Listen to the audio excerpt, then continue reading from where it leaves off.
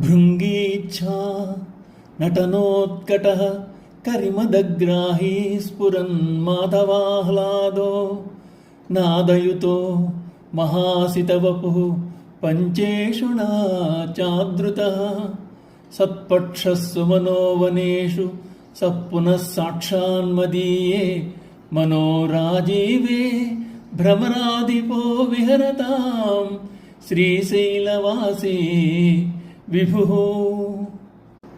భ్రమరాంబాపతిని భ్రమరపతిగా నిరూపణము చేసి ఆ శ్రీశైలవాసుని తన మనఃపద్మమును విహరించమని ప్రార్థిస్తున్నారు శంకరులు. శ్లోకంలో మల్లికార్జున స్వామికి ఆపాదించిన విశేషణ పదాలన్నీ భ్రమరానికి కూడా వర్తింపజేశారు. శివుని ఏ విధంగా భ్రమరపతిగా భావించవచ్చునో చెప్తున్నారు. శ్రీశైలవాస విభో, నీవు భ్రమరపతిగా నా చిత్తకమలమును విహరింపు. నీ భక్తుడు భృంగీషుడు, అతడు ఎలా నర్తించమంటే అలా నర్తిస్తావు. భ్రమరం కూడా అంతే, ఆడుతూ మీద ఇష్టానుసారం నర్తించడంలో ఇష్టపడుతుంది.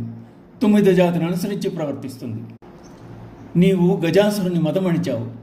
మత్త గజము నుంచి మదజలధారలు స్రవిస్తుంటే వాటిని 9 గ్రహిస్తున్నాయి.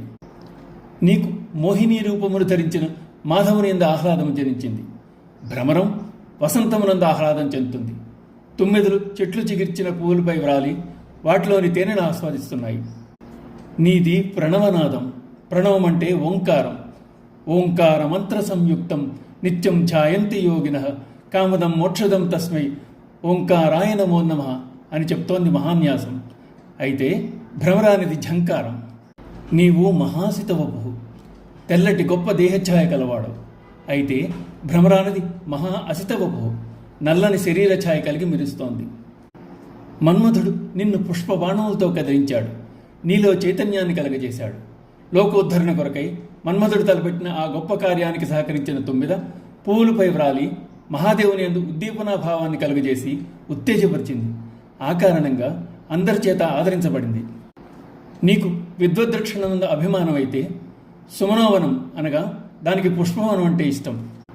భ్రమరములకు సంబంధించిన ఇన్ని లక్షణముల కలబోత చేత నిన్ను భ్రమరాధిపతిగా నేను భావిస్తున్నాను. దయచేసి నా చిత్తకమలమున భ్రమరమై తిరుగుచు అందెడబాయక నుండు. నా కన్నుల ఎదుట శ్రీశైలంలో లింగ రూపంలో ఉన్న భ్రమరాధిపతిని ఎల్లవేళలా నా మనస్సునటి పద్మమునందు నివసించుగాక అంటున్నారు శంకరాచార్యుల వారు. భ్రమరాంబ మల్లికార్జునులు వెలిసిన శ్రీశైలం మహామహిమాన్వితమైన పుణ్యక్షేత్రం. ఆ ప్రదేశం తెలుగు నేలను ఉండడం మన అదృష్టం. శంకరులు మల్లికార్జున స్వామి మీద వ్రాసిన శ్లోకాలు అద్భుతం. ఓం నమః శివాయ.